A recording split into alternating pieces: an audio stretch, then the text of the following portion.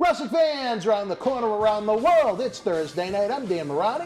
And I'm MJ in the house, otherwise known as Marty Jannetty, the rocker.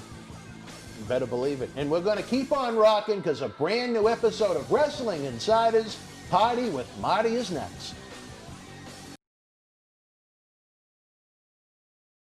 Wrestling fans, can you feel it? The 9th annual Paul Bearer Holiday Headlocks Toy Drive Cyber Fanfest explodes into December. We can't bring you a live wrestling event in 2020, but we're bringing you a plethora of live interviews and virtual autograph signings to continue the tradition of updating Santa's GPS to find every kid's home. This Friday night, December 4th, fresh off of his appearance at The Undertaker's final farewell at Survivor Series, we'll be joined by Zelina Vega. On Saturday afternoon, December the 5th, former WWF and WCW Tag Team Champions, the Nasty Boys, will be live in studio. Sunday night, December 6th, during NXT TakeOver War Games, it's WWE Hall of Famer Mr. USA Tony Atlas's Cyber Christmas Party. If that wasn't enough, big things are happening next week. Friday, December the 11th, we'll be joined by the Massive Warlord. On Saturday, December the 12th, Native American Tatanka joins us in studio for the very first time. Then on Sunday, December 13th, it's a doubleheader of Future Stars Superstars is the new Impact Wrestling World Champion Rich Swann returns to the studio for the first time in 8 years, along with up-and-comer Wheeler Yuta, who recently competed in the Ring of Honor Pure title tournament, along with competing here in Boston Wrestling MWF. John Cena Sr. will also have a live episode and is working the phone lines with the North Pole to try and make this year's toy drive even bigger. Individual autographs and an all-inclusive VIP package is available online now. If you order your signed photos before or during the live appearances, the superstars will sign them on the air, mailed directly to your home. If you want a VIP package but miss some of the superstars live, don't worry. They signed enough photos and posters for us to ship to you by December the 19th. If that wasn't enough, we're working on items for our annual mega raffle where one lucky fan will walk away with a huge jackpot of prizes, all to benefit the toy drive and honor the memory of the late great Paul Bearer, who created this toy drive with myself and John Cena Sr. in 2012. Head on over to bostonwrestling.com to get your orders in now. Let's create smiles in 2020. This is Mick Foley. This is Harley Race. This is Shelton Benjamin. This is Mr. Wonderful Paul Orndorff. This is the Monster Abyss. And this is Daniel Bryan. This is JBL, and you're watching the MWF. Be there live.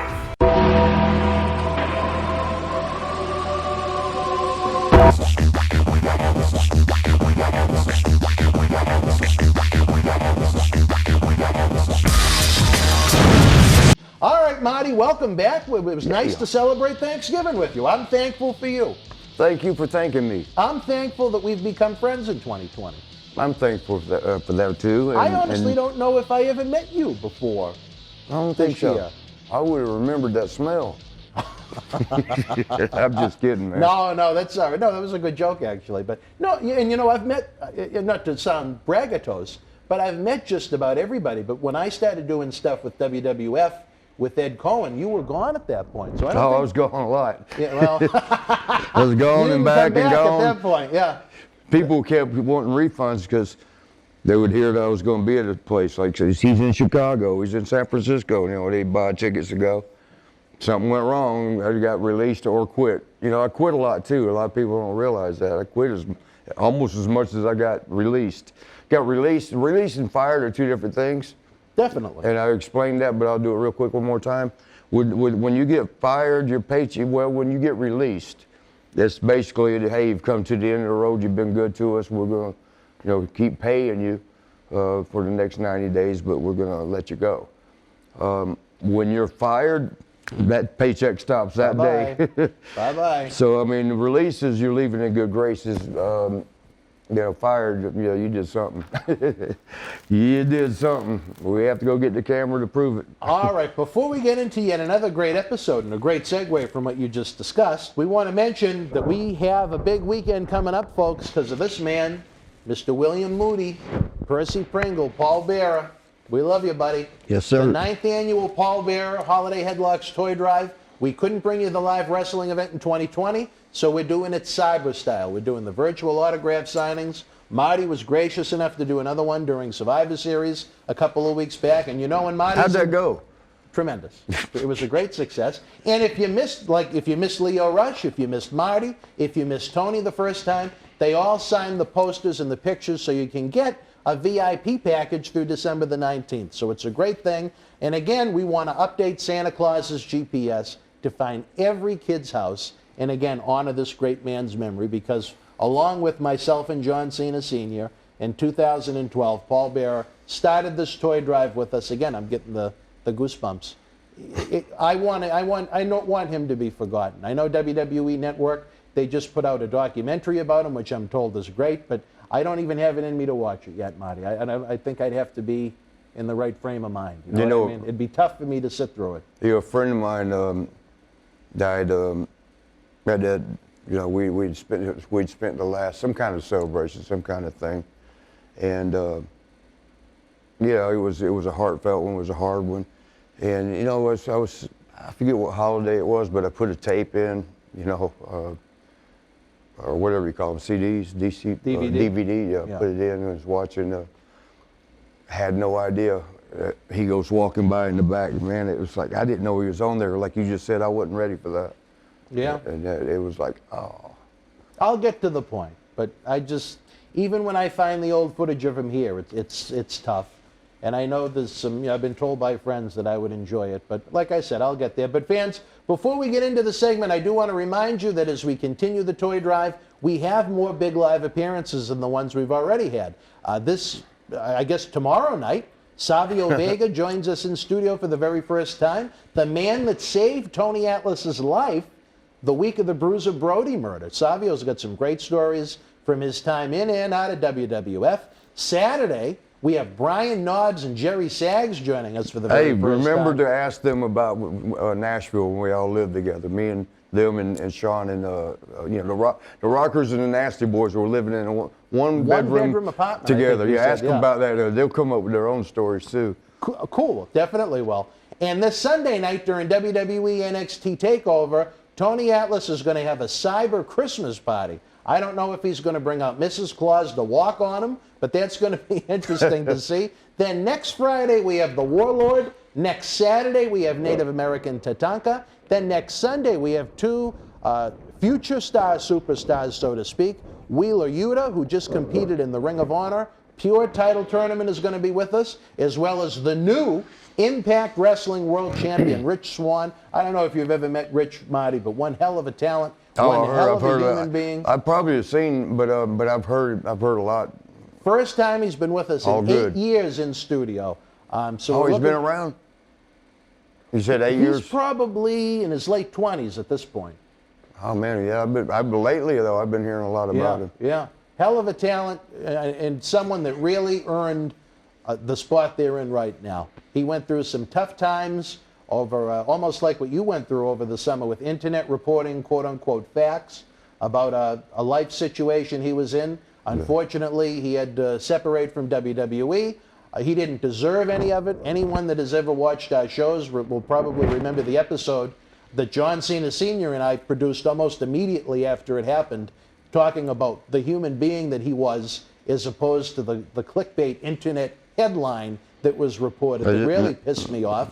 It still pisses me off when I think about it now, but it's going to be great to have Rich back with us on December 13th, and John Cena Sr. will be with us sometime this holiday as well. For complete information on the toy drive, head on over to bostonwrestling.com. All of these folks that I mentioned, along with being able to get autographs, they're going to be doing it virtually. So from anywhere in the world, you can tune in online and watch them sign the photo to you. They'll hold it up. You can take a screenshot of it. You can ask questions. And again, you're going to help kids that are in need. And 2020 has been a rough year for a lot of folks, unfortunately. So we want to do as much good as we can. Thus far, the results haven't been great, but we have a lot more great appearances coming up. And I believe in you, great fans. Because you know, Marty, the wrestling community is a unique community. I think the wrestling fans out there, if they're going to want to participate in any kind of a toy drive, forget about the Salvation Army, the bell ringers at the store. There's a million people that'll donate to them. But for the wrestling community, let's come together and honor Paul Bearer's memory in a wrestling-themed toy drive. It's a lot of fun, and hopefully you'll join us as often as you can. With that said, now to the point of contention. You just mentioned releases, Marty. Did you not? Well, let's talk about what's going on in the world of WWE right now. Usually we do historical episodes, but we did have some requests from the fans with your thoughts on what's going on right now. Are we into the segment right now? Yes. Oh, dude, where's my phone? I don't know. Oh, shoot, you did it again. You're always hiding it from me. Anyway, go ahead. All right. It began with a lot of talent in WWE right now is bullshit. The WWE is trying. You ain't got to say it like that. They're trying to, they are mandating that. They're trying, bro. They don't want their superstars on platforms like Twitch, Cameo. Oh, so you're talking about our girl there. One of many. What's her name? You know her. You don't want to say it? There's many of them. Sasha Banks. The lovely Sasha Banks. She just gotten something. It was from what I heard, had to do with Twitch. With Twitch, she was a Twitcher, yeah. Twitcher and that sounded wrong. But something. She was, yeah, and she was what was it called? Twitch. Fans only or something? Fans only. OnlyFans. OnlyFans. OnlyFans. Yeah. So WWE. We don't know I don't know that that's actually what happened, but that was the word in the streets. WWE mandated that their independent contractors in their own private that time, you can't work for nobody else for, not use their free time to participate in those type of online platforms. That led to former Democratic presidential candidate Andrew Yang to lay down the gauntlet, saying that he was keeping an eye on the WWE situation. He's a fan of our industry, and he said if Joe Biden became president, it was something he was going to try to look into more so. Paige, who was out of action due to a broken neck, went on Twitter and said... Where's that? She got hurt recently? No, it's been a while now. She hasn't been able to work. She broke her neck, yeah. Damn. Tough. She went on Twitter and said she's been learning a lot about unionization, which led to Zelina Vega responding with a very happy or interested type tweet. Andrew Yang did some media interviews where he said WWE is just plain fucking greedy. I mean, Yang used the F word. He was so... They spell it right? I don't know. He spoke it, so I don't know if he... Oh, he was saying it, okay. He verbally said it, yeah. So, fast forward a couple of weeks, the talent was told, get off Twitch, get off OnlyFans, get off Cameo, and those type of websites. And on, funny enough, Friday the 13th, WWE announced that Zelina Vega was released. And then Zelina, within moments of that announcement, said, I support unions on Twitter. So there's a lot of frustration in the air, Marty. What do you think about these independent contractors being in this situation now, where they forget about not being able to work an independent wrestling show or an autograph signing without the office's blessing? Now they're told to some degree they can't even go online on some platforms. You know, for me, I look at it, from both sides. In a sense, you want to protect the product that you're giving to the world. And if you're making somebody a celebrity, you're making them a star with your platform, and then they go and get on another thing and are while under contract with you. I mean, but then again, then we hit that independent contracting thing. Your independent contractors can only work for us. And I don't think they get 1099s, do they?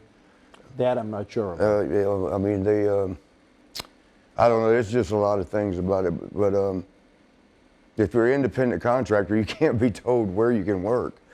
But if you're contracted, if you're contracted, I don't know how the hell to say that right. If you're under contract, how's that, with somebody that's got control of you, you're kind of at their mercy. And that's the thing that nobody, well, I say nobody, a lot of us never liked, was that, you're giving all the control to them, whoever you sign the contract with in wrestling.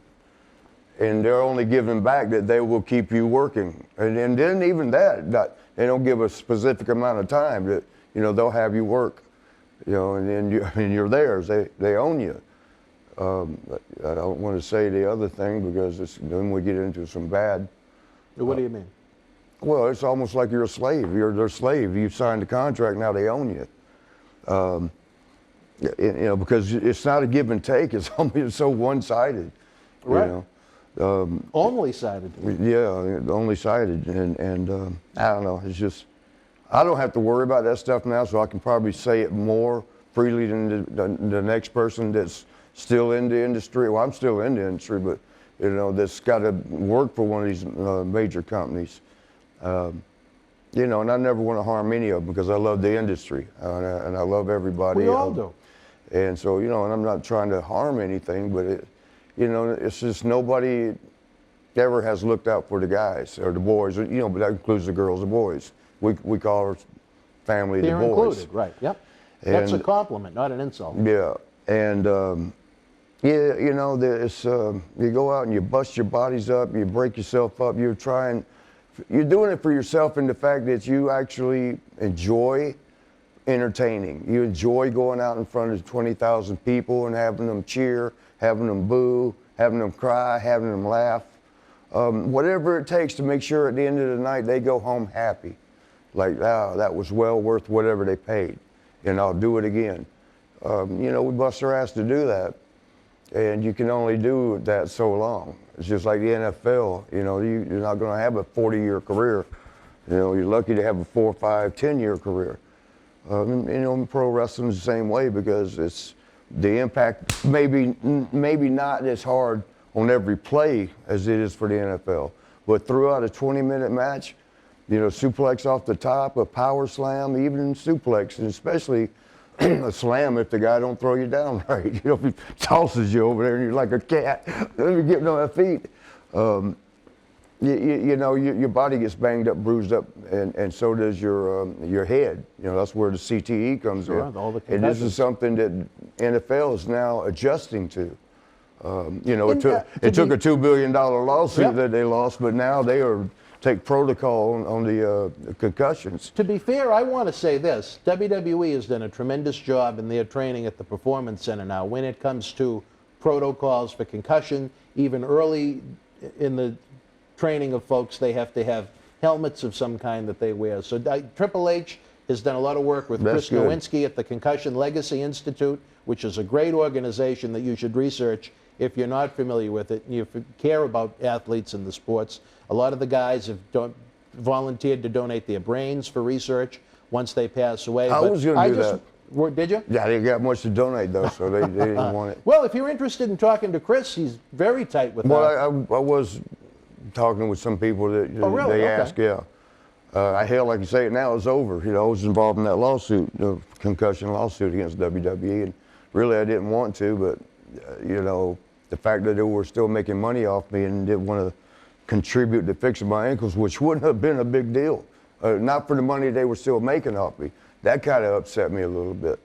So I was like, well, hell, I've had plenty of concussions. I think it's safe to say at some point it's going to come to a head and they're going to have to pay out. It's just a matter of how yeah, and but we when. said that back in 1990. You know, Well, I I mean- remember Brian Blair and the Killer Bees. You know, Brian Blair. No, I'm sorry, Jim Brunzell stood up at a meeting, that was like one of the first meetings we ever had with Vince. And should I take these off? I'm being serious. You know, Brian or Jim Brunzell, Brunzy stood up and said, you know, it's just kind of strange. The workload has increased and the payload has decreased. You know, and Vince was like, well, I don't know that I would necessarily say that. You know, and one of them said, well, you're not the one on the road either. But then he said, well, to me, maybe a union could bring all this together. It was gone, like they were gone within a week of They making said that in the meeting. Yes. Brunzell or Blair? I'm pretty sure it could have been Blair, but I know Brunzell started it with the workload increased and the payloads decreased. Well, Blair was the one that wound up leaving, so I'm going to guess that maybe I think they both were gone right after that. Brunzell still stuck around. come as back. A He was singles for back a little in. bit. Yeah, but Blair didn't. He was never back. Yeah, I guess you're right. He wasn't ever back. But yeah, I mean, there's just a word of, and the thing is, the union could never work. You know, trying to stand up for a union, it's because, I mean, it was going to take one of the top guys. It was going to take a Hogan, a Macho Man, a Ultimate Warrior, there was maybe a couple of them even would have to stand up with the rest of the boys. But, you know, they're happy with their paychecks and their spot and their, you know, everything. They weren't going to do that. They were going to take a chance of being let go. But here was the thing that I would say to them. I didn't actually say it. You know, I kept my mouth shut back then because I was so new. You know, there is no main event without the guys underneath. It takes the whole team. It takes everybody to make that show work. You go announce just one match at Madison Square Garden and see how many people come. You know, I mean, if it's a boxing match, that's one thing. Hey, Muhammad Ali's going to take on Joe Frazier. That's good enough. We don't need the undercard. But pro wrestling, you know, Hulk Hogan's going to take on Jimmy Snuka. One match. Same amount that you got to pay to see a whole 3-hour show. We're going to give you one 20-minute match. No, you got to have all that underneath. And, you know, I guess when you're, I don't know, we were getting the crumbs, they were getting the whole loaf. So why the hell they want to, take a chance, you know? Well, I think Jesse Ventura came out in one of those lawsuits. You know, he tried to band the boys together a couple of years before you got there to boycott WrestleMania 2. What would the company have done if they didn't have any wrestlers to compete at WrestleMania 2? After all that money they dumped into it, yeah. But Hogan went and ratted him out to McMahon and nothing ever came of it. But do you think now that you've retired? I mean, Tony Atlas, he just mentioned... I'm not retired. Well, outside of the... I just ain't allowed in WWE. outside of WWE as a full-time performer. I don't know. I'm not allowed. Now the lawsuit's over. Tony, if I become what do you call it? I can't think of the word I'm looking for. But if I become relevant again, that was it. I think. You never weren't. Well, it sort of drifted out there for a while. But if I were to become relevant and they thought they could make money with me again, I'd be back. Of course you would. Not necessarily in the ring. I don't even know I want to, even though I miss it. I don't even know I want to get in the ring again. My doctor that's going to fix me up, he said, I'm going to fix your ankles, and we'll get them where you can walk again without being tortured. He goes, but if you get back up in that ring, he says, you hurt them again, probably not going to be able to fix them. He said, if you do. He goes, because I know you're going to want to get in there. If you do, is there any way you can stay grounded? You don't do all that high-flying stuff you do, which we call it walk and talk. You know, he didn't know the terminology, but that's what he was saying. Can you stay grounded? Because he's afraid he's going to go through all that trouble to fix me up. This one's got to have reconstructive. They're taking stuff from this side and putting it over here and shaving bones and. Is there any update on when you're going to have it done? It's coming up real soon, next week. Well, no, wait. Oh, really? Where are we at right now? Past Thanksgiving? It is December 3rd. Oh, I'm going to be in a cast. I'm supposed to be in a cast right now. Oh, really? All right, well, we won't. We'll figure that out. As we'd like to tell you, fans, because of the nature of the beast and the expenses that go along with this, we have to tape many, many, many episodes over the 3 days that Marty is here. You might cut that part out if you wanted. No, that's fine. It's the reality, the nature of the beast, but Tony, on one of his recent episodes, said his residual check for the whole year of 20. Now, first, him and I argue about unions, and it's like talking to a wall. You look at most NFL, NBA, you look at how the pie is split, it's about 50-50. 50% to ownership, 50% to the athletes. I'm not quite sure how the SAG, the Screen Actors Guild, works, but, they get a significant amount of the pie. Right. With WWE, they're a publicly traded company. It's not a secret. 8% goes to the talent. Is that what it is? Yeah, and 92% goes to the company. See, that's just like America. So if it was you, imagine if, and right now the guys are making a very healthy living. $400,000 for the most part for the regulars that are still there with the new Fox TV deal and the USA TV deal. But what if they were they're paying, killing it, man. If they were on par right now with another form of sport and entertainment, if they were getting 50% of the part of the pie, how much would those contracts be worth? They'd be millionaires every year. So and should be. I mean, the revenue they bring in is equal to, what they do in the other sports are 5-6 months a year. Well, you got year round, so you got a chance the 6 months that they aren't bringing in more revenue. So I mean, it almost equals out. I don't know that it does, but it almost. And that's what it is. You get 8% of the gross, you're an independent contractor, and then you're told you can't go on Twitch or Cameo. I think Twitch is one of them's like a video game. Twitch is the video game type. But they style said one. somebody said that the girls there can Do significantly well. well, yeah, like porno kind of stuff. No, that's OnlyFans. Oh, that's only? OnlyFans. OnlyFans. That's the pornography type one Okay. that Sonny's on. Is But, she on there too? Yeah, oh, she does. Well, I think she's in jail again, but she was doing pretty well when she was out on the OnlyFans. She was one of the top people on the website as far as people that were making money. The fanboys from the 90s still wanted a little sunshine, I guess. I don't know. They're going to be very disappointed with the ring. Yeah.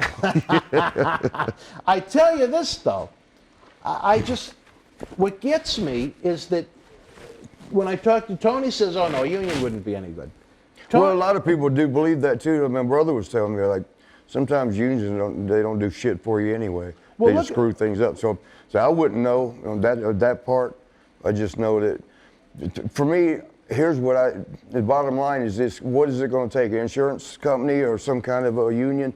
But when somebody spends their whole life, gives their body and soul to you for 20 years, and then they can't walk no more, and you're still making money off of them, the least you could do is help them along a little bit. Yeah. You know, and get them back to their feet. Not just eat them up, chew them up, spit them out. Next up.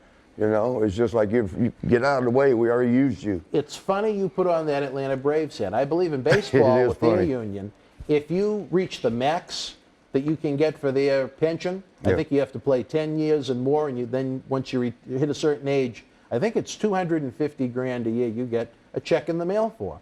Tony Atlas, the expert on the unions, doesn't want one. His residual check for 2020 was not the $250,000 that 10-year baseball players get. Tony Atlas's residual check from WWE for 2020 was for $140, which is less than he makes for coming to the studio. And yet he still doesn't think it would have been a good idea to have some kind of a bargaining agreement with the talent in the company. I think that's insane.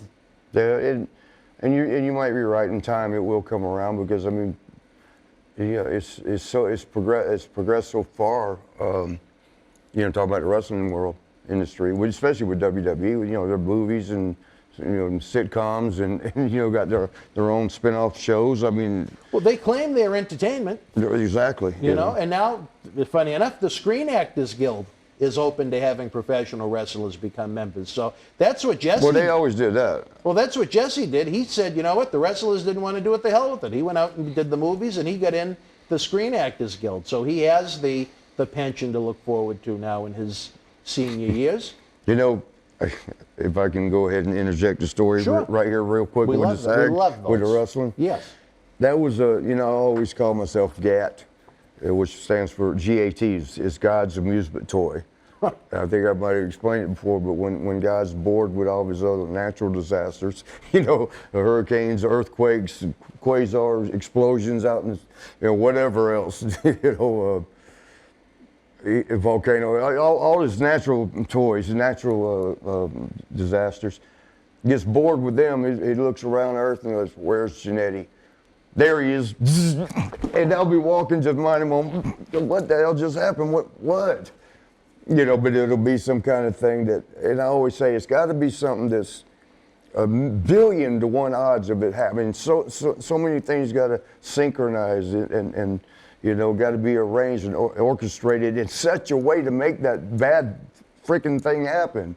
No humans could do it. It's got to come from above. But I mean, I joke with it, just trying to make light of, bad luck situations. But I've always called myself Gat, and Shawn is just the opposite, the most luckiest guy. Oh, really? Yeah, I think so.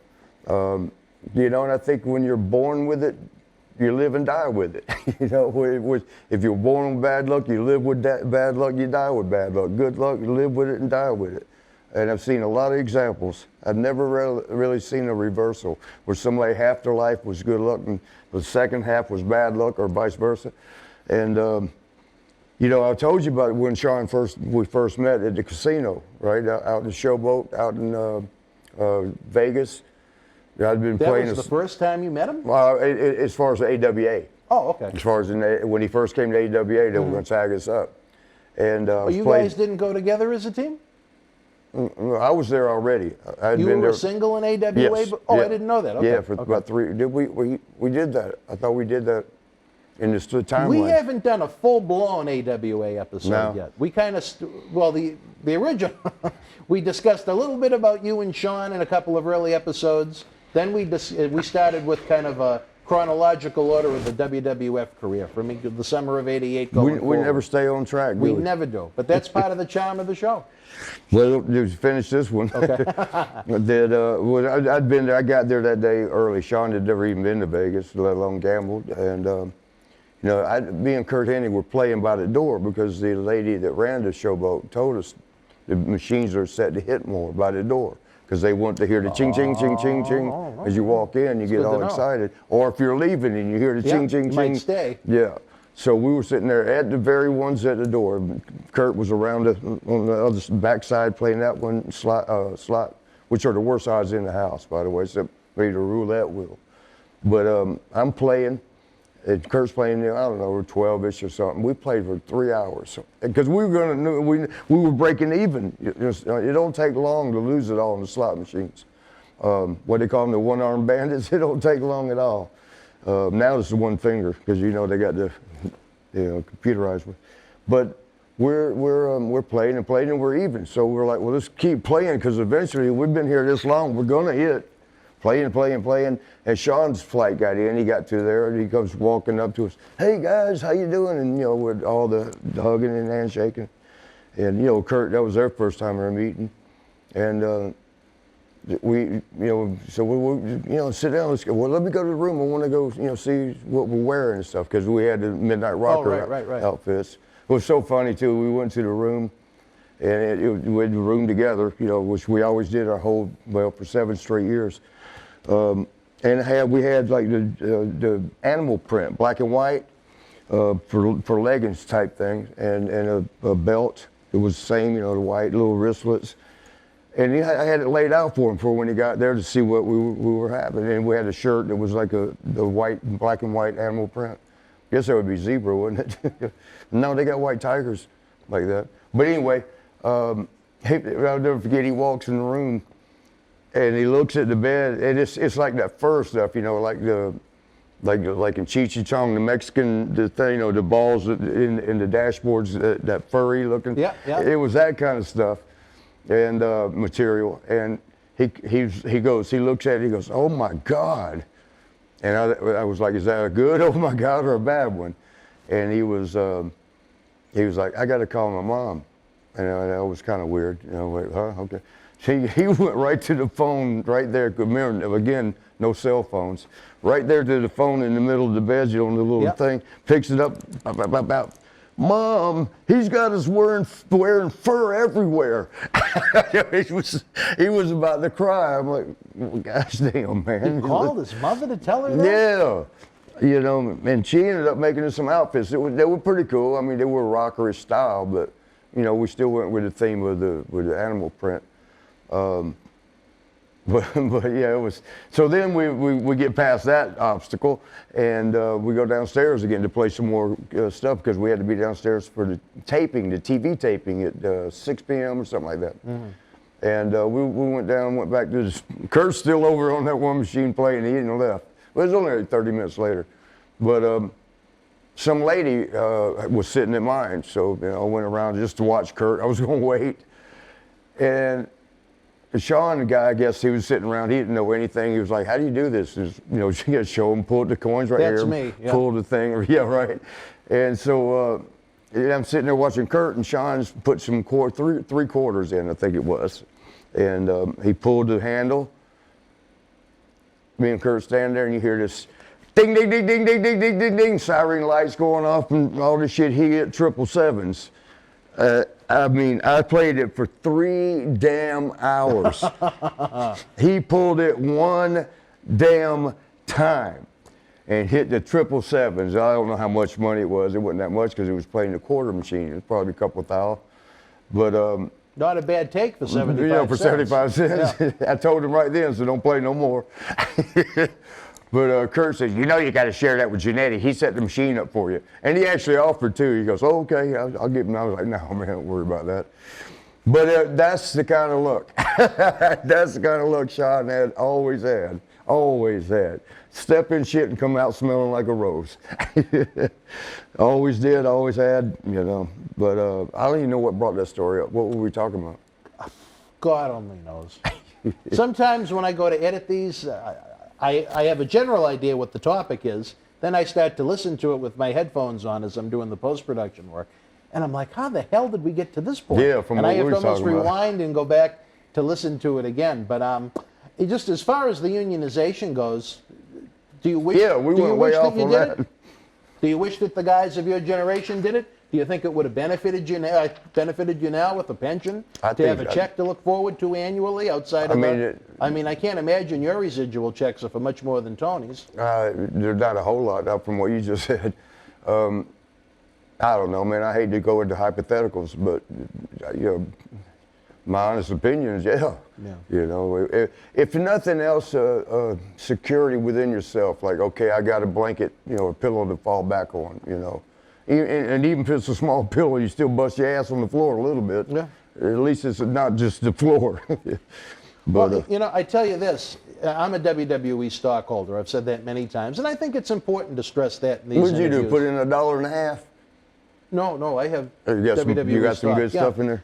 And, you know, they're investing my money. So obviously I want the company to do as well as Well, yeah. possible. But at the same time, you have to look at it from a human point of view. Very sure. And if you cannot let these guys bargain and unionize, then get rid of the independent contractor bullshit and make them employees, give them health insurance, let them have a retirement package to look forward to. They do it for the people that work in the office. It should be done for the people that are the backbone of the company, those that go out and actually perform on their television programs. Another reason I'm so pro-union is because of this guy. Because when he had to leave and was not part of the world of WWE, to try and save his wife's life, who had 3 battles with cancer, he went through $400,000 he saved, living in a very modest home in Mobile, Alabama, trying to save her life because they had no medical insurance. And that's a reason why I think the guys either should be employees or they should be able to bargain and unionize. One man's opinion, but... Let me ask you your opinion on this. And y'all can say outside, if I don't know if they get to chime in and type in on these, if right? they're with us Thursday night at 10, absolutely. Y'all give your opinion on this too. Especially if you're in the business. One of the boys, which includes the girls, what the hell am I doing in my head? I have not a clue. But I've been trying to figure that out since episode 1. You look like a caveman at one point trying to rip I it cut out. my own hair, now it's all box cut. I might as well just put a bow and went like this, because all the hair places down south are closed. Hey, I'd say go over to Noel's Salon over at 347 Pleasant Street in Malden. Oh, that's right, y'all got... Time has been tough over there too. I haven't seen my good friend, so I think you'd enjoy Cupcakes Hausman. She had the time of her life, just like that Dirty Dancing movie in '87. Oh, yeah. She still thinks it's '87. She's still dancing. But anyway, that's Cupcakes Hausman. But So anyway, all right, so... you can't go back in time. What would happen today, next week? What would happen if for those that really want to stand strong about a union? You know, right now is probably the hardest time WWE and the other companies are having, because they're having to do with the virtual reality, or was it cyber fan thing? The Thunderdome they have in WWE. And you know, they've done a great job with it. You know, I figured It's they a would. first-class production, Yeah. I'll say that much, yeah. Definitely, and you know, AEW does pretty good, and They actually are able to, are able to let in 750 fans. Oh, are they now? Yeah, they're starting to let them back in. Very separated, but it's a nicer ambiance, I think. Right. Yeah. And but what I'm saying is, I mean, they adjusted and adapted real quick, you know. But it was a hard adjustment. I imagine it cost a pretty good God. bit. Can you imagine all those TVs that they had to buy? Yeah, and then so you're battling that. They're battling that right now. Would be like the worst time in the world for them, the owners or the companies, for the boys to step back and say, no, we're going to have a union. We got to have a union. Because what are they going to do? They're already just battled COVID, and you got to do you know, all this stuff to make do for during the time. But this would, you know, What do you think would happen if they stepped out right now and said, well, we're not performing no more until we get some But you got to look at the negotiations at least. You got to look at the bigger picture, Marty. Look at just in the United States alone, what WWE gets each week for Raw, SmackDown, and NXT, I believe is over $7 million a week. Just in the United States for those rights. What do you think what are the television networks going to think if WWE doesn't have a product to put on their television show? Yeah, it could be. It would create anarchy. I mean, I think Jesse had from the boys' point of view, I think Jesse Ventura had the right mindset. If what would have happened to WrestleMania 2, which actually, if you remember, was the one that took place in 3 different arenas, what would have happened to WrestleMania 2 if none of the wrestlers would perform unless they became unionized? Right. It would have imploded the company. They would have been forced, maybe not a union, but they would have been forced to do something for better working conditions for these guys. Okay. And that's what has always hurt me when I see people that I care about so much, and you can say, it's a business and so on and so forth, but you do develop genuine friendships with people you care about very, very, very much. And like I said, I would have never said this if he was still alive, but for him to go through his entire life savings to watch his wife wither away and die, not even be able to save her after spending that $400,000, years and years of his hard-earned money that he saved from his time away from his family to try and do it, it killed the poor man. Well, and you were talking about the 400. I mean, working for the company all those years and being a person who came from zero and probably even below zero, to be broke and not have money would have been an improvement. And to make it to where I did, everybody wants to say the Marty Jannetty team or you're just a junkie, druggie, whatever. But look at all them people saying that. I mean, I must have done something because, if you ain't doing shit, you ain't done nothing. And when they wouldn't be mentioning your name. Right. And the point was, I didn't have money when I started. And I built up pretty good. I owned my own house outright, not making mortgage payments. At the age of 28, which... That was very smart the way you did it. Yeah, because I hate paying interest. Yeah. Hell, but that I had it. Why not? Why make the banks rich? Yeah. And and you had a modest home like Percy did. Yeah. I don't even like big ass homes because it don't feel like home. It feels like a display for visitors. Well, I'm home. I want to feel at home. We still party. In fact, that North Street house in Orlando, ask it. You talk about the walls talking. Hell, my neighbors. Where in Orlando was it? Longwood, Orlando. It's out by Lake Altamont Springs. Oh, okay, yeah. Right over there, yeah. Right in the thick of stuff that's happening. But and you loved it. Oh God, man, it was great. You were home, man. You can come off the road 30, 40 days, and you need to be home. Need a little home loving, nourishment. Your house. When you come home to a big old something big as like the pictures, I know they can't see at home. Yeah, the you come home to a display. You didn't come to a nice warm house wanting to wrap its walls around you and tell you you're safe now, you're at home. Now you're in there with 20, 30-foot ceilings and you can yell to the next room. Nobody's going to hear you. It's echoing and it's so far away. I like the home. It's something to be home. So, I didn't do... I used to go hang out with the other guys at their places, and they're nice. Believe me, they're beautiful. But it was just like all that extra shit. What about when you don't have company and it's just you? Yeah. And it's a hell of a lot to maintain. Yes, it is. Yeah. And especially if you're not home more than a couple of days a month. Yeah, you're just paying for empty house over there. But so. I saved up money. I was smart.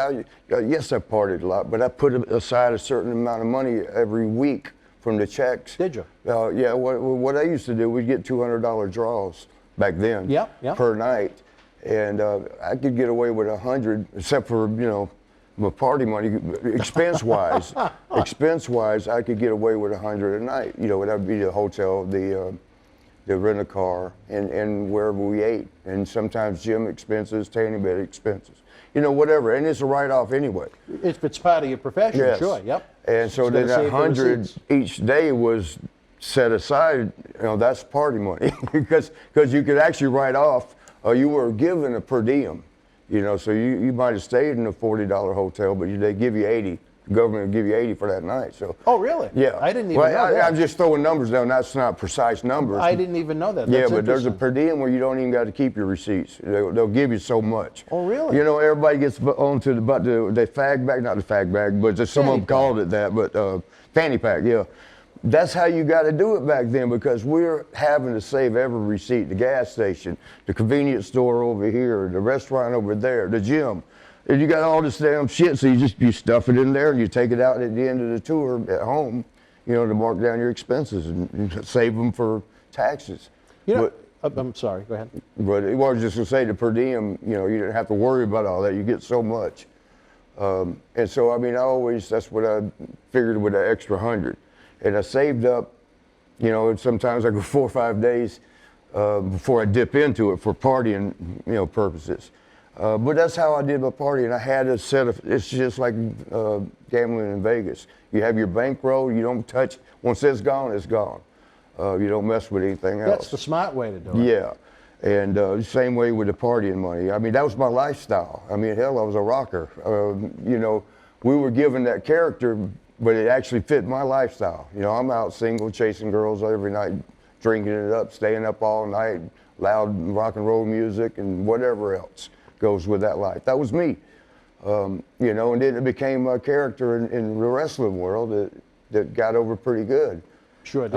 You know, Shawn adapted to it. He wasn't exactly a rocker when he came around, but he kind of got into that lifestyle and loved it. So we were able to do good together, carrying the facade of being rockers. Because, you know, one of us really was, and you know, it was. That money was set aside to live the life. I mean, some people like to go over to Japan, Tokyo, or, you know, the Swiss mountains or wherever, France, and look at the leaning tower. That's in Italy. What's that big thing? You know, that big that big antenna thing in Paris. Again, the Eiffel Tower. Yeah. You know, some people save up their whole life and go to that kind of stuff, and we were paid to go see it. Yeah. You know, we go and wrestle over. Paid vacation. Yeah, almost, paid vacation. You were paid to see everything. all that stuff. Yeah. So what am I going to spend my own money on it for? You know, and so that was my money to go party and chase girls and live that lifestyle. You know. But that's what I say, it was set aside. So it wasn't reckless abandon, like just take his money and blew it off. No.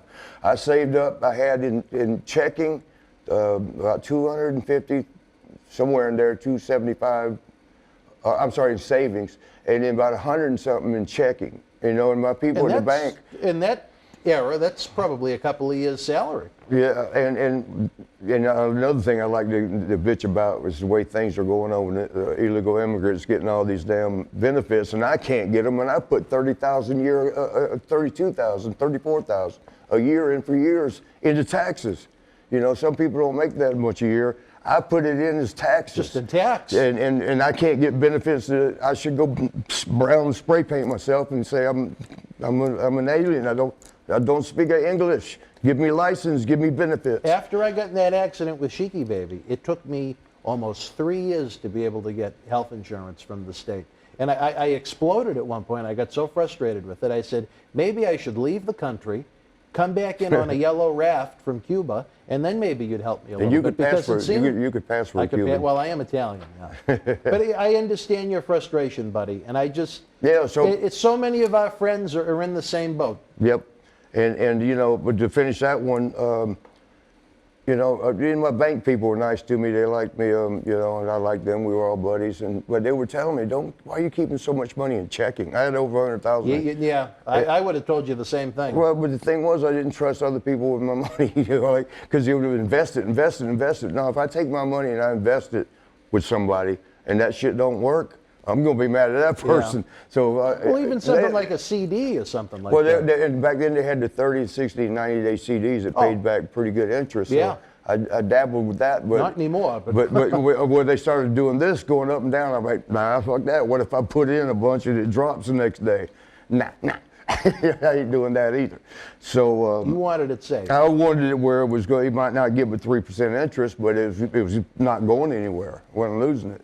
You know, the one time I invested in a Gold's Gym in Valdosta, Georgia, Actually, we bought in another case where I spent $150,000 of my own cash because I had it. Again, I don't like paying that interest.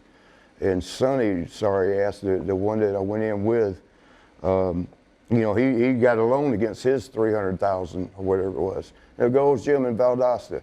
And it was a great place to put the gym because they have a Valdosta State, the college, great football, great baseball programs. The high schools there and they had no gym. They had no gyms in Valdosta. So we put that in there and immediately it took off.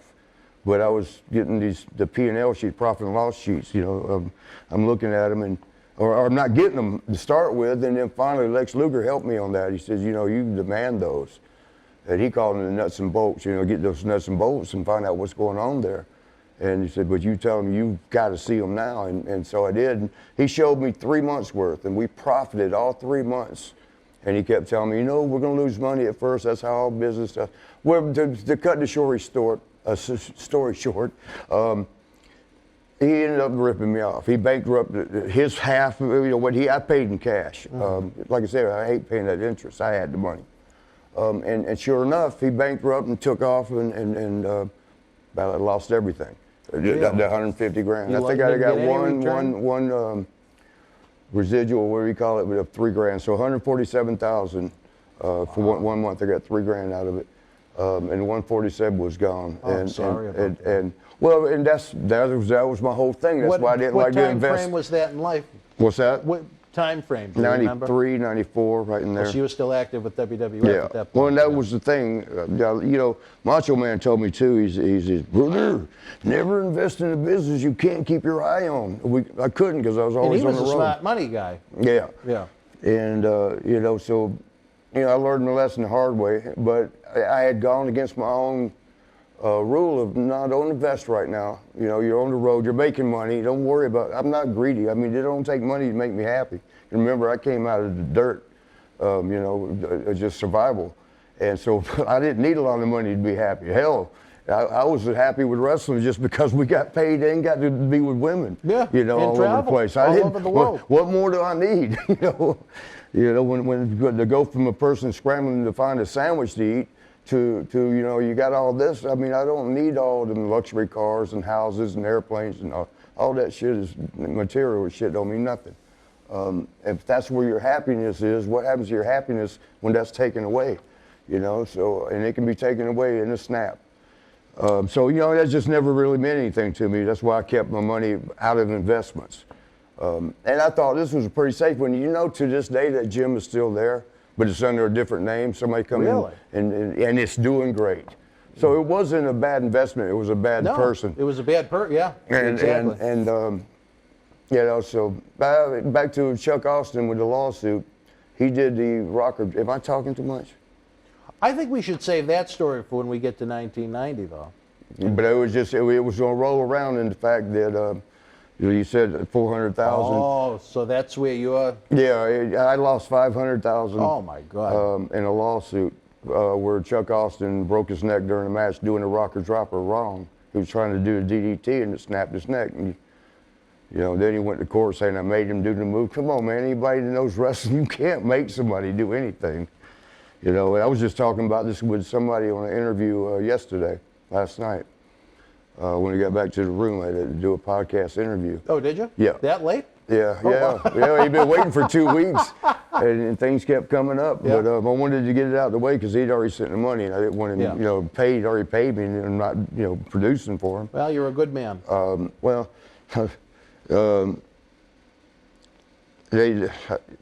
don't know, bro.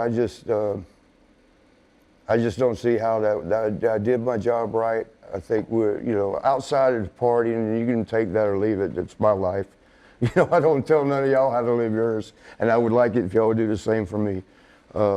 I just think at the end of the day, you can sum it up in one sentence. You and the majority of the Brotherhood deserve a better quality ending of life than what you got. Yeah. I mean, am I that wrong? Especially, no, you're right.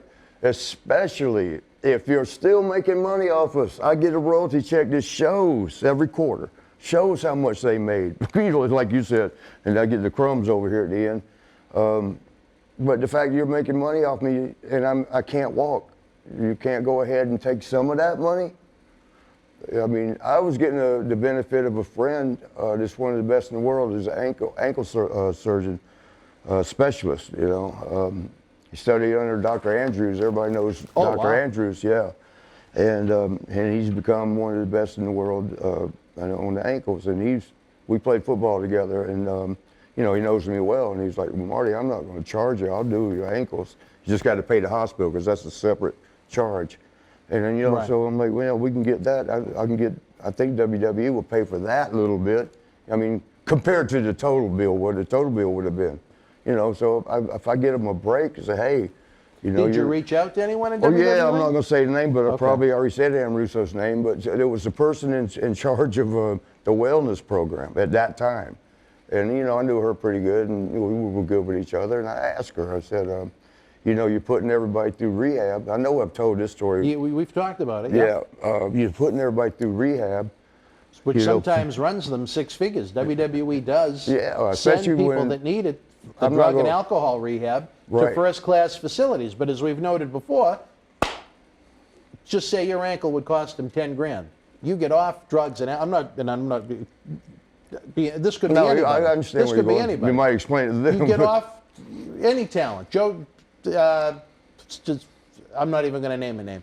A wrestler that's passed away. They needed their ankle fixed. They were hooked on drugs and alcohol to fix the pain. WWE would send you to rehab that would cost them in upwards of the high fives into the low six figures, but you could fix the ankle or a shoulder or something for 10 grand.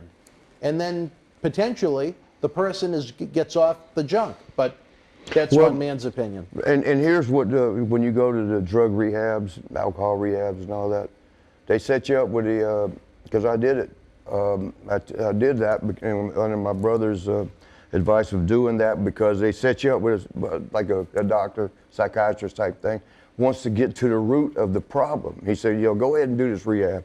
He goes, that way when the doctor says, you find the root or the source of the problem that's causing you to drink and have too much you know, drugs and stuff in your system or your life, source is right here. It's the ankle pain that you can't deal with, and you can't get pain pills anymore like you used to, you know, because that's a problem. I ran into that same problem. Yeah, and so, you know, if nothing else is there to relieve the pain, there's a liquor store right there. You know, so that's what you do. You know, so I got to where I was drinking in the mornings, because when I'd wake up, I take my feet down to the floor, and it hurt just putting them down on the floor.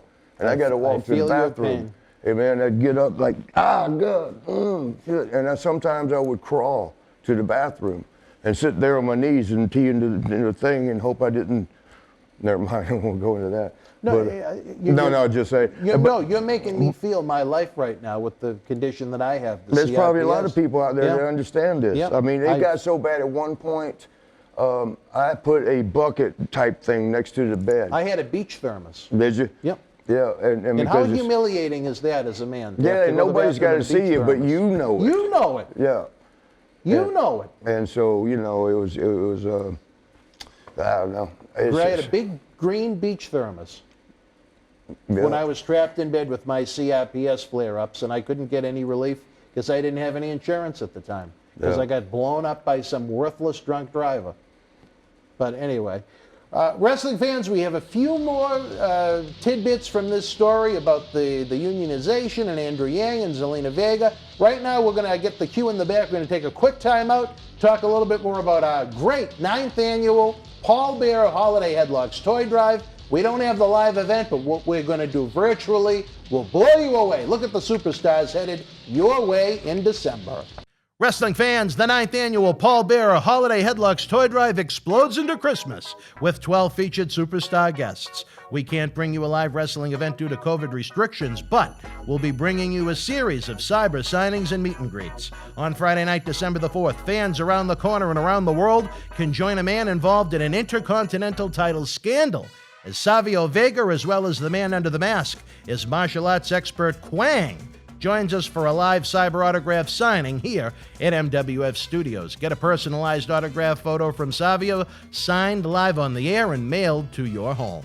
Join us now through mid-December as the superstars help us continue our mission to update Santa Claus's GPS to find every kid's house this Christmas and put smiles on faces while honoring Paul Bearer's memory. VIP packages are still available. Don't worry, if you've missed a live superstar signing, every star is signing enough photos while they're here in Boston to fill VIP packages through December the 19th. Whether for your wrestling collection or to give as a holiday gift, if you're going to take part in any toy drive this year, please help our 9th annual Paul Bearer Holiday Headlocks Toy Drive. Visit BostonWrestling.com and our social media platforms for complete event and toy drive information. All right, I tell you, this time of year, it's a crazy time, Marty. It is probably my most stressful time of the year, but I will always try and do anything I can to keep that man's memory alive and honor him. Yeah. It's nice WWE has their documentary right now, but the publicity for that will come and go. But every Christmas we still have that. But back to a few more questions at the topic of hand about the whole unionization. Do you think it made WWE look bad to release Zelina Vega for just mentioning unions? Andrew Yang, Andrew Yang again tweeted as soon as the Zelina news hit, he said, "I haven't forgotten about WWE." Yeah. He has his eyes on Vince McMahon, and with Joe Biden becoming a lot of president, people do, you know, with Biden becoming president, Yang could wind up in a very powerful position. I don't think that's good for the company. Well, and that's, you know, they're pretty smart. they got a legal team that's pretty good. Mm-hmm. You know, if you're going to beat them on something, you're going to have to be real good. You know, the NFL, that thing was coming. You know, and it just happened to be a good a team of lawyers that picked up the concussion case. I don't know, man. It's hard to beat the WWE. I would say this. If you're going to try to go against them, don't do it in Connecticut. They own everything. They always wanted the cases moved to Connecticut. Yeah, and you ain't going to win there. You know why. I ain't going to say it. I'll be in all kinds of trouble. But, yeah, man, I don't know. I think it's poor. It was a poor look on the company to do it. Well, I was going to say, but we don't know the whole story. I don't know, is that why she got released? You know? Well, you got to prove that. You can't just say, I mean, circumstantial doesn't work in court, you know, unless you got a conglomerate of it. And she continued to use those platforms after they were told to discontinue it. Oh, they were actually told the whole... Oh, yeah, yeah. Oh, well, that's a different story, see. And Connecticut aside, if you go to court and you say, here's my contract, I'm an independent contractor, and she wasn't fired, she was released, so obviously they did come to some kind of terms. Oh, so that means she'll get a paycheck for 90 more days. She'll get the 90 days. But let me ask you this. Do you think it will be awkward for her husband, Aleister Black, to continue boy, if it were me, if I was the husband... If that was your missus, how would you feel going to work? I think I would just say, hey, howdy ho, because you're not going to abuse me for 90 days. You think... I shouldn't say that, brother. Don't do what I said. I mean, you think he'll be gone soon? Do you think WWE will kind of put him out to pasture, or he'll want to leave? It's hard to say. I mean, I can use an example that I know of that goes against what I would actually think on this. Okay. You know, Heath, what's Slater. Slater, and one of the girls that helped train Trinisha Biggers, but her name was Raka Khan down there, which would come out. Oh, okay, I know who you mean. Yeah. You know, her and I were very close friends. I mean, I helped train her, then she went to Bill DeMott and got ruined up in Atlanta. Because I guess she got he, for whatever reasons, got upset with her. And I think because she brought some videos of me and The Miz and Crystal and a couple others who were there, all wanted to go watch that. And videos of my matches and stuff. Okay. And I didn't. Yeah, and Bill didn't take too much. You know, they kept telling other people about, oh, you should see this, oh, you do that, and it kind of. She was putting you over. Yeah, and Bill, I love Bill, man. We partied. I like Bill too. Hung out together. Me, him, and Jim Powers. You know, anytime we was up in the Jersey area, you know, I really loved him to death and still do. But kind of hurt my feelings when he said to Trinisha one time. Of course, this is her saying it, but I kind of believe, you know, I believe her. I haven't heard from him, but she said something when he had mentioned, when that's not how Marty does it. He goes, well, why don't you go down there and get trained by Marty then? You know, kind of You know, I don't know, just the way he said it. But so back to the story was with Heath and her were seeing each other, and I think Johnny, I shouldn't be saying stuff that I don't know for sure because I don't want to run into another one of those having to apologize. But from what I understand from her, John called her and said, "Are you and Heath seeing each other?" Or she might have asked him, one or the other, but he asked that. And whichever one it was said, "Well, yeah, why?" And then she said she got fizzled out real quick after that. Really? Yeah, and he's still there though. No, he got released in April. That's why I say tying this back to what's her name? I still see her as Trinidad. What's her name? Her first, Her last name, yeah. Yeah. I don't know if they'll mess with him or not. I mean, they might not, but at the same time, it's got to be awkward because, if there becomes a lawsuit, yeah, it's going to be real awkward. If it's just, okay, look, she's gone. If you want to go, you go ahead and go too. We'll understand. If you want to stay and do right and do what we say, you can stay. It might be one of those kind of things. I don't know. It's a shame because I tell you this, not only is she an attractive lady, but I thought she was a very sweetheart. I've done a lot of signings with her. Oh, really? Yes, sweet. Well, she was. I don't know if she changed. Great mouthpiece. Yeah. I mean, I thought she was a very good manager for Andrade and Angel Garza, who I think are two main eventers of the future for WWE if they use them correctly from a creative point of view. I think from a talent-wise, I think it's a loss to the company, and I just think is a stockholder, and it's someone that just observes the industry and is in the industry to some extent with our talk shows and our live wrestling events. I think WWE is shooting themselves in the foot. Everybody always thinks that, Going that far, telling them you cannot use these online platforms in your own free time. I think it goes against the grain of the contracts they structured. They choose to structure the contracts that way, and now they're trying to take even more away from them on their own free time. I can understand this. I can understand WWE saying, you know what? No, you're not going to go on Twitch and OnlyFans as Sasha Banks. You're going to go on as Mercedes. Right, because they built the product. They built up that name and that brand. That part I respect WWE's point of view on. But as far as banning them as human beings from doing it, I just don't see how they can do it. Well, you would talk to is people like, remember that fireman did fire lady did a Playboy layout or something other, and the fire department got rid. In situations like that, you're a representative, of something bigger.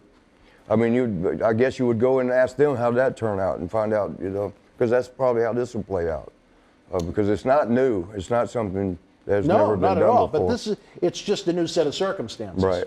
And one final one, and I'll ask you this, Marty, and hopefully it doesn't get to this point, but Paige, who we mentioned has been out of action with a broken neck, she was the one that she's on her show backstage a lot. They canceled that. They canceled it? Yeah. No wonder I haven't seen it lately. Now, FS wasn't doing much in the ratings, even when they went out to the expense and tried to bring CM Punk in. But Paige was the first and really the only active talent that didn't get released, unlike Zelina, to go on Twitter and mention unionization. Do you think even though she's at home from a broken neck, she suffered in a WWE ring, that she could become a casualty of a release by WWE? I mean, she could, yeah, of course. Even with that type of an injury? Yeah, I mean, if it happened in the ring, it shouldn't. That was one reason they did away with the WWF and went to WWE, Worldwide Entertainment. Well, it was two things. One, the World Wildlife Federation was WWF, and they claimed they had it first or whatever.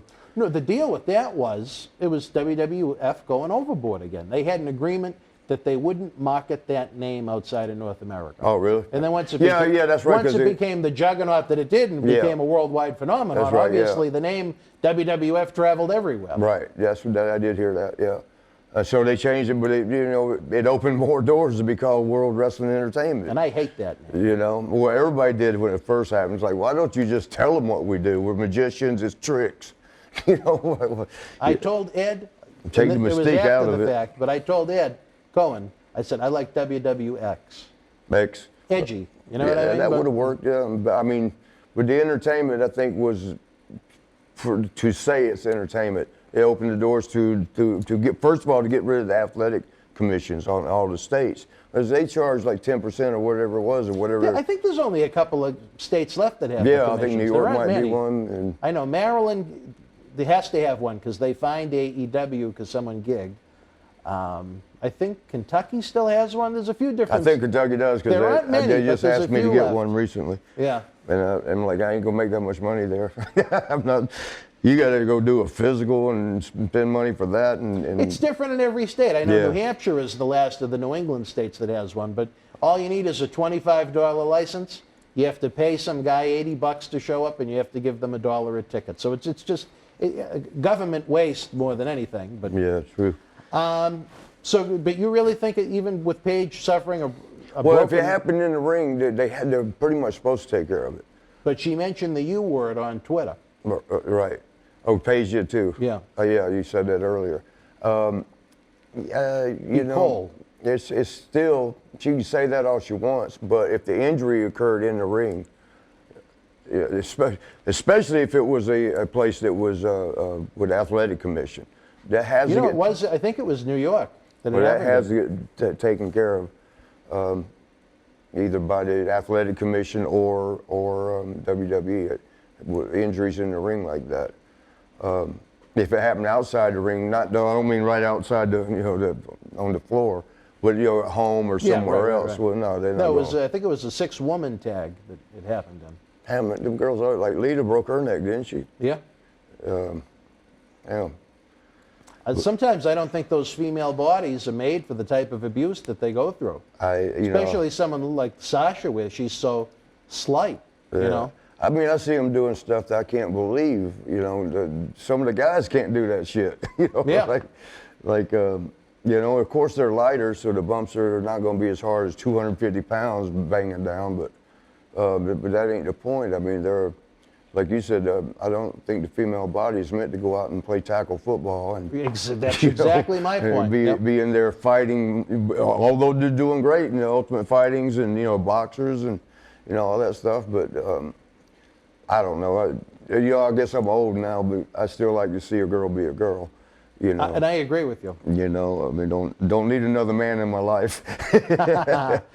All right, wrestling fans. Well, we're very interested in your thoughts on this. If you're watching Thursday night at 10 during the premiere, we have the chat going. Share your thoughts on unionization, the Zelina Vega release. The super chat is open if you want to tip the bartender for this night of entertainment we're bringing to you online. And again, I lost my train of thought completely. I'll tell you what you was going to tell were them. you Any gonna of tell y'all out there that know where my phone is, dude, I lost my phone. That's better Where- than Dude, Where's My Car? Wasn't that the name of the movie? Yeah, with old Ashton. And did you get my phone for real? No. You too did s- last couple of I'm times. too slow. You know, And that'd anybody be out like there a turtle during running out the with show, see, I had it. Yeah, you did get it. You put the bag over. You was Isn't that gonna it right there? Yeah, it been here. You was trying to sneak it. And look what he was doing to me. He was gonna sneak it in here, and he's tricky like that. See Y'all what I keep deal eye with? on him. See what I have Marty with the phone. Tony's here on Tuesday nights eating chicken wings, and even though he's Oh, socially damn, that distanced, sounds good.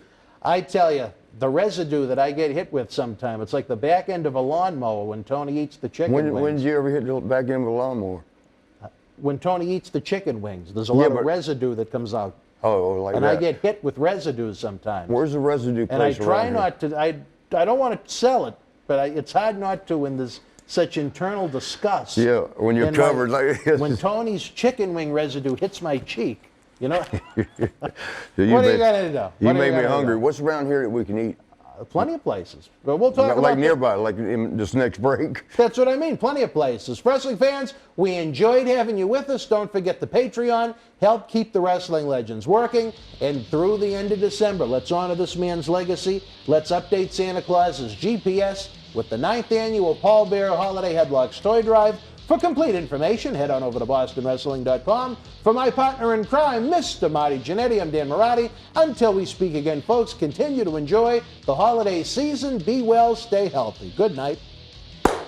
Wrestling fans, can you feel it? The 9th annual Paul Bearer Holiday Headlocks Toy Drive Cyber Fanfest explodes into December. We can't bring you a live wrestling event in 2020, but we're bringing you a plethora of live interviews and virtual autograph signings to continue the tradition of updating Santa's GPS to find every kid's home. This Friday night, December 4th, fresh off of his appearance at The Undertaker's final farewell at Survivor Series, we'll be joined by Zelina Vega. On Saturday afternoon, December the 5th, former WWF and WCW Tag Team Champions, the Nasty Boys, will be live in studio. Sunday night, December 6th, during NXT TakeOver War Games, it's WWE Hall of Famer Mr. USA Tony Atlas's Cyber Christmas Party. If that wasn't enough, big things are happening next week. Friday, December the 11th, we'll be joined by the Massive Warlord. On Saturday, December the 12th, Native American Tatanka joins us in studio for the very first time. Then on Sunday, December 13th, it's a doubleheader of Future Stars Superstars as the new Impact Wrestling World Champion Rich Swann returns to the studio for the first time in 8 years, along with up-and-comer Wheeler Yuta, who recently competed in the Ring of Honor Pure title tournament, along with competing here in Boston Wrestling MWF. John Cena Sr. will also have a live episode and is working the phone lines with the North Pole to try and make this year's toy drive even bigger. Individual autographs and an all-inclusive VIP package is available online now. If you order your signed photos before or during the live appearances, the superstars will sign them on the air, mailed directly to your home. If you want a VIP package but miss some of the superstars live, don't worry. They signed enough photos and posters for us to ship to you by December the 19th. If that wasn't enough, we're working on items for our annual mega raffle, where one lucky fan will walk away with a huge jackpot of prizes, all to benefit the toy drive and honor the memory of the late great Paul Bearer, who created this toy drive with myself and John Cena Sr. in 2012. Head on over to BostonWrestling.com to get your orders in now. Let's create smiles in 2020.